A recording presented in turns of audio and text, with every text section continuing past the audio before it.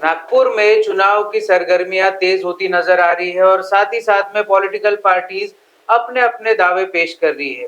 कोई कहता है कोई जीतेगा, कोई कहता है कोई जीतेगा। इसी विषय पर बात करने के लिए हमारे साथ बीजेपी से मौजूद है मुन्ना यादव। इनसे बात करते हैं और जानते हैं कि बीजेपी किस रणनीति के साथ इस बार चुनाव में उतरने वाली है और किस तरीके से मुन्ना यादव खुद को देखते हैं बीजेपी के इस राजनीतिक गढ़ में। सर, बहुत बहुत शुक्रिया वक्त निकालने के लिए। सर, इससे पहले हम लोग राजनीति की बातें करें, सबसे पहला मेरा सवाल ऑपरेशन सिंदूर पे रहेगा। क्या लगता है ऑपरेशन सिंदूर के बारे में कुछ बताइए। ऑपरेशन सिंदूर जो है मोदी जी के नेतृत्व में सक्सेस हुआ है। जो पहलगाम में जो हमला हुआ और जो निहत्ते जिनका कोई गुनाह नहीं, जो बेचारे एंजॉय करने गए थे, उन लोगों की जो बेरहमी से गोली मारकर आतंकवादियों ने हत्या की, उसमें पाकिस्तान ने मदद किया, ये निश्चित है जी। उसके बाद मोदी जी ने हमारे देश के 26 से 28 लोगों को जो बिना कारण मारा गया, उसके लिए जो उन्होंने किया वो सक्सेस किया कि पाकिस्तान को बताया कि तेरी औकात भारत देश के सामने कुछ नहीं है। ये बात जो मोदी जी ने कहीं भी जैसा कहा वैसा करके दिखाया। निरपराध लोगों को जो पाकिस्तान के आतंकवादियों ने मारा, उसका जवाब मोदी जी ने सक्सेस दिया है। आज कांग्रेस वाले जो उस पर टीका कर रहे हैं, कांग्रेस वालों का 100% गलत है। 70 सालों से अनेक बार हमले हुए देश पर आतंकवादियों के, पर कांग्रेस के जमाने में अनेक बार आंदोलन हुए, पर कांग्रेस ने कभी ऐसा उत्तर कभी आतंकवादियों को और पाकिस्तान को दिया नहीं, जिस प्रकार मोदी जी ने इस बार ऑपरेशन सिंदूर में पाकिस्तान को बता दिया कि हमारे देश से दोबारा अब कभी आतंकवादी हमले की कोशिश मत करना। मुझे ऐसा लगता है कि 100% कहीं ना कहीं पाकिस्तान अब डरा हुआ है, घबराया हुआ है। इसके बाद ऐसी हरकत करने से वो 10 बार सोचेगा। मुन्ना जी, पर जिस तरीके से कांग्रेस आरोप लगा रही है कि मोदी जी इसको पूरा ब्रांडिंग कर रहे हैं और खुद की वाहवाही बटोरने की कोशिश कर रहे हैं। ऑपरेशन सिंदूर दरअसल सेना का पराक्रम था, हमारे वीर जवानों का पराक्रम था, इसको मोदी जी भुनाने की कोशिश कर रहे हैं। मेरे को ये तो सत्य है कि वहां बॉर्डर पर तो मोदी जी खुद जाके लड़ने नहीं वाले, लड़ेंगी तो सेना ही है। पर लेकिन जिस तरह सेना को खुला हैंड मोदी जी ने दिया, इसके पहले कांग्रेस ने कभी नहीं दिया। और ऐसा मैंने हवा भी लगी नहीं और पाकिस्तान घबरा गया और पाकिस्तान को बता दिया कि हम क्या है। ये तो मोदी जी के कारण हुआ है। जो खुला हैंड सेना को मोदी जी ने दिया इसलिए हुआ है ना, नहीं तो ये हुआ नहीं होता। कांग्रेस ने खुला हैंड कभी सेना को दिया नहीं, ये सेना को भी मालूम है। और कांग्रेस बिना कारण ये जो टीका की जा रही है कांग्रेस की, ये बिना कारण टीका की जा रही है। सोशल मीडिया पे जो टीका की जा रही है, कोई तथ्य नहीं है वो टीका में। मेरे को बताओ, इसके पहले अनेक बार अपने पाकिस्तान से युद्ध हुआ, तब अपन ने पीओके क्यों नहीं ले लिया? फिर अब इस बार तुम आशा रखते हो, लेकिन थोड़ा समय दो ना, वो होने वाला है, वो भी लेने वाले हैं। मोदी जी छोड़ने नहीं वाले, उनका नाम मोदी जी है। तो उसी प्रकार जो टीका कांग्रेस कर रही है, वो टीका में कोई तथ्य नहीं है। बिना कारण टीका करना चाहिए करके टीका किया जा रहा है, बात में कोई दम नहीं है। कांग्रेस का एक और बड़ा आरोप यह है कि पहलगाम घाटी, जहां पर ये इंसिडेंट हुआ था, जहां 26 नागरिकों की निर्मम हत्या कर दी गई थी, वहां पर सिक्योरिटी तैनात क्यों नहीं थी और गृह मंत्री को क्यों इस्तीफा नहीं देना चाहिए? देखो, सिक्योरिटी तैनात क्यों नहीं थी? पाकिस्तान में सरकार किसकी है? शाबाश शरीफ। पाकिस्तान में सरकार किसकी है? तो वहां पाकिस्तान ने, जहां जिसकी सरकार है, कश्मीर में सरकार किसकी? जम्मू कश्मीर में सरकार तो इसकी है ना, किसकी सरकार है वहां? उमर अब्दुल्ला की सरकार है ना। तो वो जवाबदारी उनकी है ना। उसके लिए गृह मंत्री क्या करने वाले? उन्होंने वहां पे अपनी तैयारी रखना था, वहां सिक्योरिटी रखनी थी, क्योंकि वहां पर कश्मीर इतना सुंदर है कि जहां पर हर आदमी जाने की इच्छा रखता है। और उसी प्रकार लोग वहां एंजॉय करने, पिकनिक मनाने, घूमने, अपने छुट्टियां मनाने वहां जाते रहते हैं।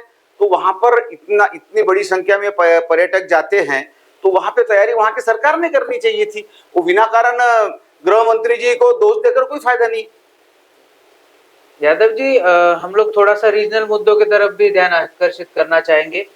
नागपुर में सरगर्मियां तेज होती नजर आ रही है इलेक्शंस को लेकर, पर इस समय ऐसा लग रहा है कि बीजेपी कहीं ना कहीं थोड़ी सी डाउन चल रही है, क्योंकि उनका ध्यान जो लोकल मुद्दे उस पर थोड़ा कम दिखाई पड़ रहा है। 2017 से हमने देखा है कि अभी तक के इलेक्शंस नहीं करवाए गए थे, माजी नगर सेवक बनाकर छोड़ दिया गया था। तो कांग्रेस ये आरोप हमेशा लगाती है बीजेपी पर कि जब तक कोर्ट से ऑर्डर नहीं आया तब तक इन्होंने इलेक्शंस की घोषणा नहीं की। अभी मेरे को एक बात बताओ, नागपुर महानगर पालिका के जो चुनाव होने वाले हैं, यहाँ पर नागपुर महानगर पालिका के चुनाव में भारतीय जनता पार्टी फिर से बहुमतों से चुन के आने वाली है, जिस तरह पिछले बार चुन के आई थी। क्योंकि दोनों नेता नितिन जी गडकरी, इन्होंने जो नागपुर शहर में काम किया है, कहीं ना कहीं वो काम जनता के ध्यान में है। एक झूठी अफवाह फैलाकर कांग्रेस ने नितिन जी की लीड कम करने में सक्सेस तो हुए हैं, लेकिन जनता को मालूम है काम करने वाली पार्टी भारतीय जनता पार्टी है। 70 साल कांग्रेस ने इस देश पर राज किया। 70 साल इस देश में अनेक खासदार हुए। मैं बताता हूं, जो हमारे यहाँ खासदार थे इसके पहले, विलास मुत्तेमौर जी।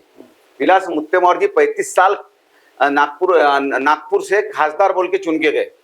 उन्होंने 35 साल में जो नहीं किया, मानी 70 साल में 35 साल तो उन्होंने कुछ ही नहीं किया, लेकिन 70 साल में जो कांग्रेस ने नहीं किया वो हमारे नितिन जी ने इन 10 सालों में करके दिखाया है। मेट्रो नागपुर में है, अनेक सीमेंट रास्ते नागपुर में हुए हैं, अनेक जहां पे ट्रैफिक की समस्या है, जिस प्रकार नागपुर शहर बढ़ रहा है उसी प्रकार नागपुर का विकास भी होते दिखाई दे रहा है और नितिन जी के नेतृत्व भी दिखाई दे रहा है। अगर सही में मेरे को बताओ, इस नागपुर शहर की जनता को मालूम है कि मुत्तेमौर अगर फिर से खासदार होते तो इस नागपुर शहर को ऐसा का वैसा रखा जाता था। जितने काम पूरे देश के कोई शहर में नहीं हुए होंगे, उतने काम नागपुर में नितिन जी ने करवाए हैं। फिर नागपुर की जनता इतनी पागल और बेवकूफ थोड़ी है कि उनके आंखों से ये नहीं दिखने वाला, विकास नहीं दिखने वाला। नागपुर के जनता को विकास दिख रहा है। भारतीय जनता पार्टी के ऊपर नागपुर शहर की जनता का पूरा विश्वास है और नागपुर शहर की जनता फिर से नागपुर महानगर पालिका में भारतीय जनता पार्टी का झंडा फिर से फड़कने वाला है। यादव जी, जिस तरीके से हाल ही में नागपुर के प्रेसिडेंट बदले गए हैं, पहले बंटी कुकड़े जी थे, अभी दयाशंकर तिवारी जी को बनाया गया है, लेकिन रिपोर्ट से आ रही है कि अंतर कलह के चक्कर में दयाशंकर तिवारी के लिए कई लोग नाराज चल रहे हैं कि उनको प्रेसिडेंट क्यों बना दिया गया। देखो, दयाशंकर तिवारी एक ऐसे कार्यकर्ता हैं जो जमीन से आए हुए कार्यकर्ता हैं, और दया भैया का तो नागपुर शहर अध्यक्ष बनने का अधिकार था। और मेरे को भारतीय जनता पार्टी के कार्यकर्ता मैं भी एक अनेक वर्षों से भारतीय जनता पार्टी का एक सैनिक हूँ, कार्यकर्ता हूँ। मुझे नहीं लगता कि भारतीय जनता पार्टी का कोई दया भैया को अध्यक्ष बना के कोई गलत निर्णय हुआ है। एक अति उत्तम निर्णय भारतीय जनता पार्टी के वरिष्ठों ने लिया है और दया भैया को, दयाशंकर तिवारी जी को नागपुर शहर भारतीय जनता पार्टी का अध्यक्ष बनाया है। अब ये तो राजनीति है, कोई नाराज होने वाला है, कोई खुश होने वाला है, ये तो चलते रहने वाला है। लेकिन दया भैया का जो काम है ना, काम ये तुमको अभी आने वाले समय में दिखेगा कि संगठन के लिए दया भैया ने नागपुर शहर का अध्यक्ष बनने के बाद क्या किया। एक बहुत अच्छे वक्ता हैं, बहुत अच्छे सूझबूझ के हैं। नागपुर महानगर पालिका में दयाशंकर तिवारी अगर खड़े हो जाए और वो अधिकारी अगर घर नहीं गया तो दया भैया उनका नाम नहीं। ऐसे दयाशंकर तिवारी जी हैं, बहुत अच्छा व्यक्तिमत्व नागपुर शहर को भारतीय जनता पार्टी का अध्यक्ष बोल के मिला है। कोई नाराज हो, कोई खुश हो, अब ये राजनीति है, कहीं ना कहीं नाराजगी चलते रहती है। लेकिन दया भैया बहुत अच्छे व्यक्ति नागपुर महानगर को हमारे भारतीय जनता पार्टी के अध्यक्ष बोल के मिले। आखिरी 2 सवाल लेंगे, आपका ज्यादा वक्त नहीं लेंगे। जिस तरीके से कॉर्पोरेशन इलेक्शंस आने वाले हैं, बीजेपी के क्या मुद्दे रह सकते हैं और आप मुन्ना यादव का रोल क्या देखते हैं इस कॉर्पोरेशन इलेक्शंस में? देखो, भारतीय जनता पार्टी के जो मुद्दे हैं वो विकास के मुद्दे हैं और अनेक, एक हमारा छोटा शहर था, अब हमारा शहर बड़ा होता जा रहा है, बढ़ता जा रहा है। शहर में लोक संख्या बढ़ रही है, लेआउट बढ़ रहे हैं, घर बढ़ रहे हैं और कुछ चीजें हैं जिससे जनता को थोड़ा सा परेशानी हो रही है। जिस प्रकार भारतीय जनता पार्टी ने नागपुर सुधार प्रन्यास को प्रकाश कर दिया था, लेकिन कांग्रेस की सत्ता 2 साल के लिए आई और उन्होंने फिर से नागपुर सुधार प्रन्यास को अस्तित्व में ला लिया। अभी आज देखो तो नागपुर सुधार प्रन्यास ने जो लोगों को ग्राउंड रेट भेजा है ना, वो टिबल होके गया है। उनका एक जो नागपुर महानगर पालिका का नागपुर सुधार प्रन्यास का जो प्लॉट होता है ना, उस पर नागपुर सुधार प्रन्यास ग्राउंड रेट लगाती है। जिनका ग्राउंड रेट 12,000 था वो 36,000 हो गया है। कहीं ना कहीं ये सारी बातों से हम लोगों ने हमारे मुख्यमंत्री जी को अवगत कराया है। 100% इस पे नागपुर विचार करने वाले हैं। जिस नागपुर सुधार प्रन्यास को हमारे मुख्यमंत्री जी ने बर्खास्त कर दिया था, कांग्रेस की सत्ता आने के बाद उसको फिर से अस्तित्व में लाया गया, वो सारी बातें हम जनता के सामने रखने वाले हैं। जनता की भारतीय जनता पार्टी के लिए कोई नाराजगी नहीं है, ऐसा मुझे लगता है, क्योंकि जो शहर में काम दिख रहा है, विकास दिख रहा है, उस विकास पर नागपुर के जनता को विश्वास है। और नागपुर शहर में अब बड़े बड़े उद्योग भी आने वाले हैं। नागपुर शहर के बच्चे जो बेंगलोर, पुणे, नोएडा, इधर उधर जो नौकरी करने जाते थे, आज उनको, मेरे को नहीं लगता, जब यहाँ पर उद्योग आएंगे तो मुझे नहीं लगता कि उन बच्चों को वहाँ काम करने जाना पड़ेगा। नागपुर महानगर के जो बच्चे हैं वो नागपुर में रहेंगे। उसकी तैयारी हमारे दोनों नेता बहुत तैयारी से भिड़े हैं। और नागपुर एक अच्छा हब होने वाला है, इसका शिक्षण का हब होने वाला है। यहाँ पे अच्छे अच्छे उद्योग आने वाले हैं। अभी देखो मिहान में भी कई उद्योग आ गए हैं, कई बच्चे काम में लगे हैं। उसी प्रकार बूटी बोरी, हिंगना, जो अपने यहाँ जहाँ पे MIDC घोषित हुई है, वहाँ पर अच्छे प्रकार से उद्योग आने के लिए हमारे दोनों नेताओं की तैयारी, नितिन जी और देवेंद्र जी की तैयारी है। और उसी प्रकार नागपुर की जनता को विश्वास है कि नागपुर में भी अब उद्योग होंगे, बेरोजगारी नागपुर शहर के बच्चों की भी दूर होंगी। इन सारी बातों को ध्यान में रखकर फिर से नागपुर महानगर पालिका के तरफ जो यहाँ की जनता का जो रुझान रहेगा, वो नागपुर महानगर पालिका के चुनाव में भारतीय जनता पार्टी की तरफ रहने वाला है। और रही बात मेरी, मैं अपने आप को नागपुर महानगर पालिका में किस पद पर देखना चाहता हूं, तो ये भारतीय जनता पार्टी की रीत है कि भारतीय जनता पार्टी जो तय करती है वो कार्यकर्ता को मान्य करना पड़ता है। अगर भारतीय जनता पार्टी जो मान्य करेंगी, मैं उसी प्रकार से भारतीय जनता पार्टी में एक प्रतिनिधित्व करूंगा। या मुझे टिकट देते या मेरे परिवार में किसी को टिकट देते, ये भारतीय जनता पार्टी तय करेंगी। ये इस बारे में मैं बोल नहीं सकता कि मैं मेरे आप में क्या हूँ करके। एक आखिरी सवाल लेना चाहेंगे। आप इतने अच्छे सोशल वर्क करते हैं, जनता से जुड़े रहते हैं। हमने पिछले बार मैं कवर करने आया था जब आप वो पेटी वाटअप चल रहा था। जब इतना सब आप काम करते हैं तो क्यों जब जनता के बीच आप पहुंचते हैं तो जनता के मन में आपकी एक अच्छी छवि बनी हुई है, तो उस छवि को क्यों भारतीय जनता पार्टी ठीक से कैप्चर नहीं कर पा रही है? नहीं, देखो ऐसा नहीं है। भारतीय जनता पार्टी ने मुझे बांधकाम कामगार मंडल का अध्यक्ष बनाया था। उस समय बांधकाम कामगार मंडल ये महाराष्ट्र में किसी को मालूम नहीं था। ये बांधकाम कामगार मंडल मैंने पूरे महाराष्ट्र को मालूम करवाया। बांधकाम कामगार मंडल पर जो बांधकाम कामगार है उसकी नोंदनी होती है, तो वो नोंदनी में सिर्फ 2.5 लाख की संख्या थी। मैंने 19 लाख तक लेके गया और 19 लाख कामगारों को मैंने बेनिफिट दिया। तो बांधकाम कामगार मंडल का मुझे अध्यक्ष भी किया, राज्य मंत्री दर्जा दिया। नागपुर महानगर पालिका में मेरी मिसेस कारपोरेटर रही।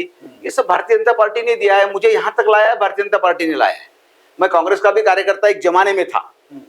आज से 30 साल पहले मैं भारतीय जनता कांग्रेस का कार्यकर्ता था। उस समय हम लोगों ने सिर्फ शतरंजियां उठाई है। कांग्रेस का उस समय परिवारवाद था। कांग्रेस के खासदार, कांग्रेस के आमदार जो है वो उनके रिश्तेदारों को ही टिकट दिया करते थे। लेकिन भारतीय जनता पार्टी में ऐसा नहीं है। भारतीय जनता पार्टी ऐसी पार्टी है कि यहाँ कार्यकर्ताओं की इज्जत होती है और कार्यकर्ताओं को न्याय मिलता है। उसी प्रकार मुझे भारतीय जनता पार्टी ने यहाँ तक लाया, मैं उससे समाधानी हूँ। और मेरे मन में किसी प्रकार की भारतीय जनता पार्टी पे ऐसा अविश्वास नहीं है कि मुझे कुछ नहीं मिला और कुछ नहीं मिलेगा। 100% मुझे कुछ ना कुछ पद भारतीय जनता पार्टी, मेरी जो मेहनत है उस प्रकार मुझे देंगी। और नागपुर शहर की जनता ने मुझे बहुत तरीके की इज्जत दी है। मैं नागपुर शहर की जनता का बहुत बहुत आभारी हूँ। बहुत बहुत शुक्रिया यादव जी, आपने बहुत समय निकाला। तो ये थे मुन्ना यादव जो कि बड़े बेबाक तरीके से बात कर रहे थे और बहुत पॉजिटिव नजर आ रहे हैं आने वाले कॉर्पोरेशन इलेक्शंस को लेकर। इसके अलावा इन्होंने बात की ऑपरेशन सिंदूर पर, किस तरीके से हमारे वीर जवानों ने ऑपरेशन सिंदूर को अंजाम दिया और किस तरीके से मोदी जी के नेतृत्व में ऑपरेशन सिंदूर को एग्जीक्यूट किया गया।